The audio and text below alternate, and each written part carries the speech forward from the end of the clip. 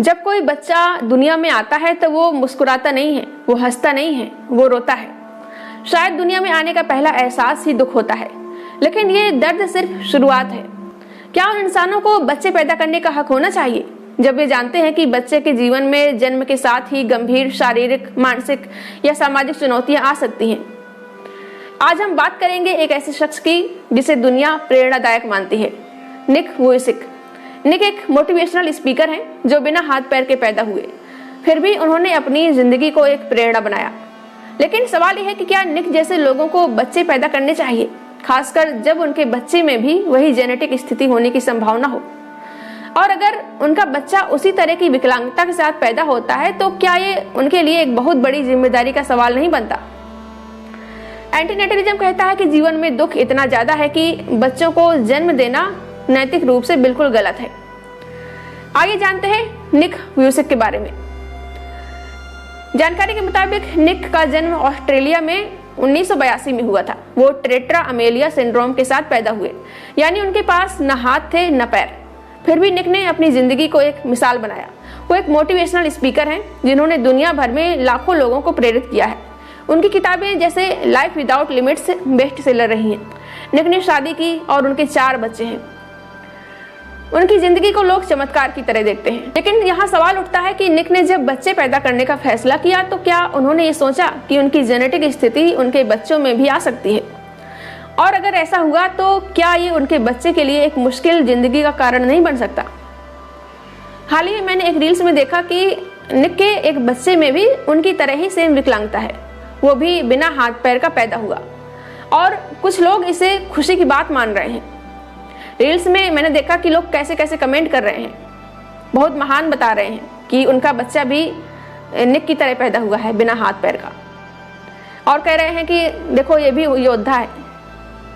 लेकिन क्या ये वाकई खुशी की बात है? यहीं से हमारा सवाल शुरू होता है कि क्या निक जैसे लोगों को, जिन्हें अपनी जिंदगी में इतनी चुनौतियों का सामना करना पड़ा, उन्हें बच्चे पैदा करने चाहिए, खासकर जब उन्हें पता हो कि उनकी स्थिति जेनेटिक हो सकती है? और क्या समाज को ऐसे मामलों में इंटरफेयर करना चाहिए? एंटीनेटलिज्म एक दार्शनिक विचारधारा है जो कहती है कि जीवन में दुख इतना ज्यादा है कि किसी नए इंसान को इस दुनिया में लाना नैतिक रूप से गलत है। जीवन में दुख की गारंटी है, सुख की नहीं। हर इंसान, चाहे वो अमीर हो या गरीब हो, विकलांग हो या न हो, सबको दुख, बीमारी, असफलता, दर्द, नुकसान, प्राकृतिक आपदाएं और भी तमाम तरह की समस्याएं झेलनी पड़ती हैं। लेकिन सुख का कोई भरोसा नहीं है। जो बच्चा पैदा होता है वो दुख से बचा रहता है। अगर कोई बच्चा जन्म ही नहीं लेता तो उसे ना दुख झेलना पड़ेगा न दर्द। बच्चे पैदा करना एक स्वार्थी फैसला है, ये बच्चे के हित में बिल्कुल भी नहीं है। अब आइए निक वुइसिक के बारे में एंटीनेटलिज्म के नजरिए से देखते हैं। निक की जिंदगी प्रेरणादायक है, इसमें कोई शक नहीं है, लेकिन उनकी जिंदगी आसान नहीं थी। उन्हें बचपन में ताने सुनने पड़े, स्कूल में बुलिंग का सामना करना पड़ा, और रोजमर्रा की जिंदगी में छोटी छोटी चीजें जैसे खाना खाना, कपड़े पहनना उनके लिए बहुत मुश्किल थी। फिर भी निक ने हार नहीं मानी। लेकिन सवाल यह है कि क्या हर बच्चा निक की तरह मजबूत हो सकता है? क्या हर बच्चा इतनी चुनौतियों का सामना कर सकता है? जब निक ने बच्चे पैदा करने का फैसला किया तो उन्हें शायद पता था कि उनकी स्थिति जेनेटिक हो सकती है, उनके बच्चे में भी वैसी कंडीशनिंग हो सकती है। अगर उनका बच्चा उसी स्थिति के साथ पैदा हुआ तो क्या ये बच्चे के साथ अन्याय नहीं है? इसे अन्याय ही कहा जाएगा। एंटीनेटलिज्म का तर्क है कि बच्चे को ऐसी जिंदगी में लाना जहां उसे जन्म से ही गंभीर शारीरिक या मानसिक चुनौतियों का सामना करना पड़े, नैतिक रूप से गलत है, क्योंकि बच्चे की सहमति नहीं है। यहाँ बच्चा ये नहीं चुनता कि उसे जन्म लेना है या नहीं। माता पिता अपने फैसले बच्चे पर थोपते हैं, और एक विकलांग बच्चे को समाज की उपेक्षा, शारीरिक सीमाओं और मानसिक दबाव का सामना करना पड़ सकता है। माता पिता अपने स्वार्थ के लिए बच्चे पैदा करते हैं, न कि बच्चे के भले के लिए। निक के मामले में लोग कह रहे हैं कि वो अपने बच्चे को प्यार और सपोर्ट देंगे, लेकिन क्या ये पर्याप्त है? क्या प्यार और सपोर्ट उस दुख को मिटा सकते हैं जो बच्चे को अपनी शारीरिक स्थिति की वजह से झेलना पड़ सकता है?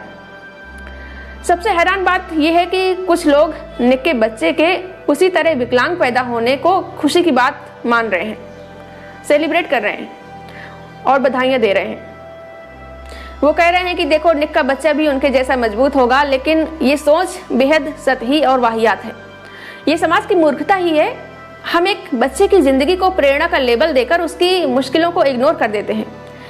क्या हम ये भूल रहे हैं कि वो बच्चा एक इंसान है जिसे अपनी ज़िंदगी की चुनौतियों का सामना करना पड़ेगा?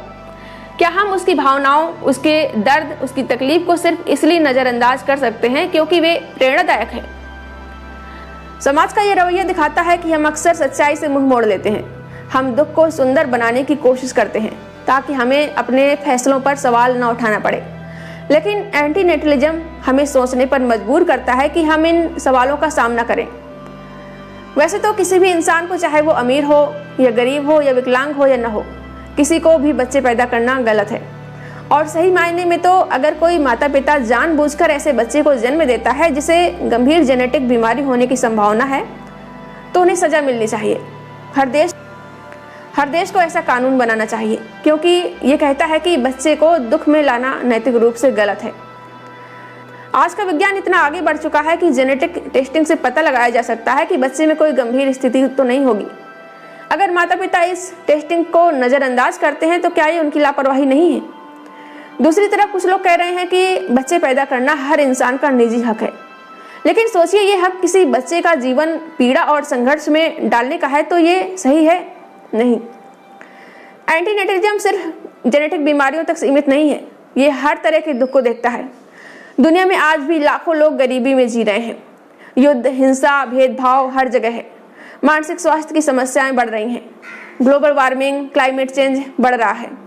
अमीर हो या गरीब हो, स्वस्थ हो या अस्वस्थ हो, कोई भी सुरक्षित नहीं है। ऐसे में क्या बच्चों को इस दुनिया में लाना सही है? एंटीनेटलिज्म कहता है कि अगर हम जानते हैं कि जिंदगी में दुख की संभावना ज़्यादा है, तो बच्चों को जन्म देना एक जोखिम भरा फैसला है। निक के मामले में लोग कह सकते हैं कि वो अपने बच्चे को अच्छी जिंदगी दे सकते हैं, लेकिन क्या वो समाज की सोच को बदल सकते हैं? क्या वो अपने बच्चे को बुलिंग, उपेक्षा या सहानुभूति के बोझ से बचा सकते हैं? और मान लिया जाए कि ये सब उसको नहीं झेलना पड़ेगा, तो दुनिया में और भी तमाम समस्याएं हैं, आपदाएं हैं, क्राइम होते हैं। उससे तो कोई भी माता पिता अपने बच्चों को नहीं बचा सकते। निक की लाइफ हमें प्रेरणा देती है खुद की लाइफ को बेहतर बनाने के लिए, लेकिन उनका बच्चे पैदा करने का फैसला बिल्कुल गलत है। आपके क्या विचार हैं? आप इस बारे में क्या सोचते हैं? मुझे कमेंट करके बताएं। और अगर आपको ये वीडियो पसंद आया हो तो लाइक करें, शेयर करें, और चैनल को सब्सक्राइब ना किया हो तो सब्सक्राइब कर लें। फिर मिलेंगे एक नए वीडियो में। वीडियो को पूरा देखने के लिए थैंक यू।